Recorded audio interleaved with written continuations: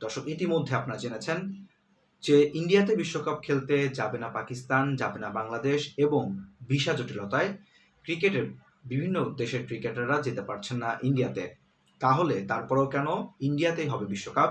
এমন প্রশ্ন সবার মনে। সেই প্রশ্নগুলোর জট খুলবো আজকে, জানবো আপনাদের মতামত। কমেন্ট বক্সে অবশ্যই আপনাদের মতামত জানাবেন। প্রথমে যদি আসি, ক্রিকেটকে বলা হয় গ্লোবাল গেম। আসলে কি ক্রিকেট গ্লোবাল গেম? আমার তো মনে হয় ক্রিকেট মুষ্টিমেয় একটা দেশের হাতে বন্দী। কেন বলতে হচ্ছে? কারণ এত কিছুর পরেও যখন ইন্ডিয়া নিজেদের স্বার্থ হাসিলের জন্য আইসিসিকে ব্যবহার করছে নিজেদের মতো করে। কেন বলছি এমন কথা?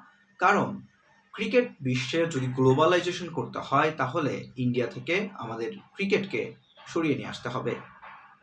ক্রিকেটকে যদি বাঁচাতে হয় ইন্ডিয়া থেকে, ক্রিকেটের দায়িত্বভার আইসিসির কাছে নিতে হবে এককভাবে, যেখানে কোনো দেশের আধিপত্য থাকবে না, সব দেশের জন্য সমান অধিকার থাকবে।